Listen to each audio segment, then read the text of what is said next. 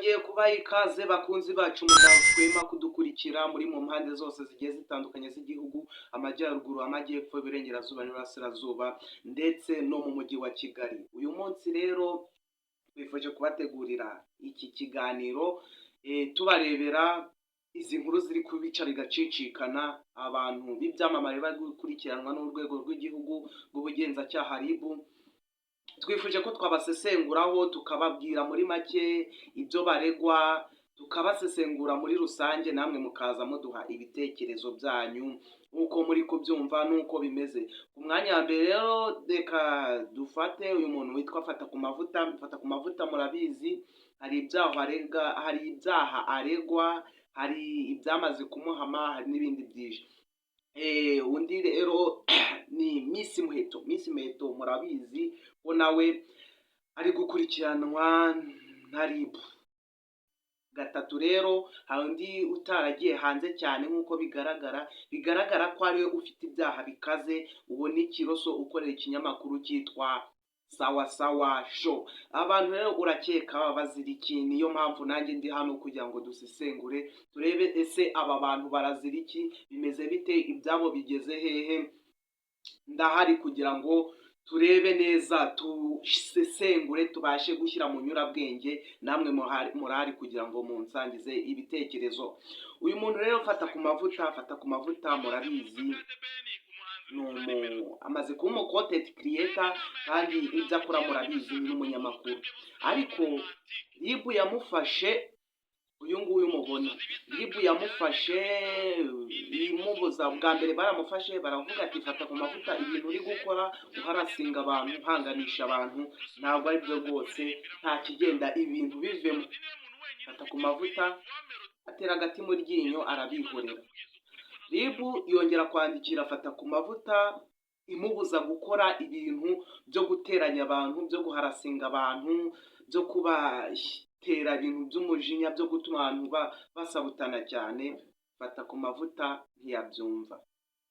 Icyakurikiyeho ni iki rero? Fatakumavuta yakomeje kujya ahanganisha abantu. Murabizi ihanganisha rya The Ben na Bruce Melody bitewe na Fatakumavuta, murabizi kandi ndetse murabindusha. RIB yahise iza kumushyikira Fatakumavuta ajyanwa gutyo. Fatakumavuta akigera kuri RIB bamupimyemo ikintu cyitwa ibiyobyabwenge, basanga akoresha urumogi ku kigero kiri hejuru cyane.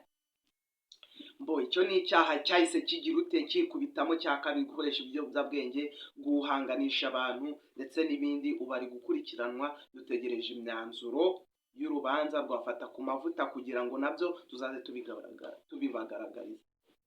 Umuntu wa kabiri rero ni Miss Muheto rero nawe murabizi ibyo aregwa: gutwara yasinze akangiza n'ibikorwa remezo. Yatwaye yasinze, niko RIB yabidutangarije, agonga imikindo, ibintu bibazagara, ariko ari kuburana, yemera icyaha kandi yemera gusaba imbabazi. Reka twihute tujye kuri uyu muntu ushaka ko tuganiraho cyane, mukaduha n'ibitekerezo, namwe mukaza mutubwira ukuntu mumeze. Ni umuntu witwa Kiroso ukorera ikinyamakuru cyitwa Sawa Show. Uyu muntu ntabwo mwamuzi ko afunzwe, ariko ntabwo afunzwe, ariko ari gushinjwa, ari gukurikiranwa n'urwego rw'igihugu rw'ubugenzacyaha RIB. Arashinjwa ubwambuzi bushukana, nk'uku hari ibiganiro akunda gucishaho kuri YouTube channel yitwa Sawa Show, akerekana abantu bibwe, abantu bavuwe, akerekana n'abaganga. Ubwo murabyumva, abaganga bakoze ibyo bintu, bagaruje ibyo bintu byibwe, bavuye abo bantu, akabasha kubahamagara kuri telefone mukavugana, mbese ari ibintu bimeze nk'amaplaka. Ubu rero yaramaze kurya abantu amafaranga menshi cyane atabarika, kuko kuri channel ye yashyiragaho nomero ngo za muganga, abantu bakagenda bahamagara bohereza amafaranga, ayabarya.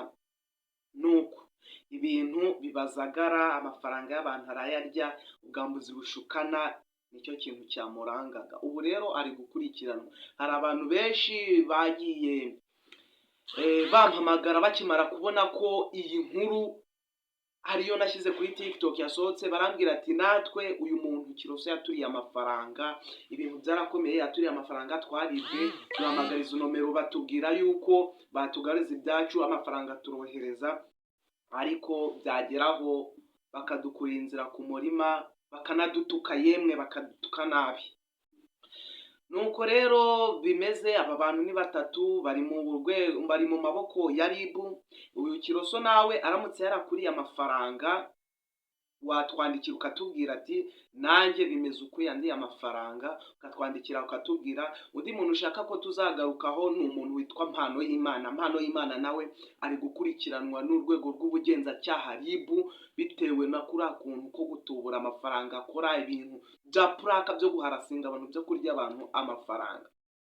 Ndabashimiye rero mwe mwabashije kudukurikirana hano kuri Blaze Boy TV Show. Mukore subscribe, mudusharinge, tugere ahantu henshi, twamamare natwe, dore ko ari cyo cy'ingenzi tuba dushaka.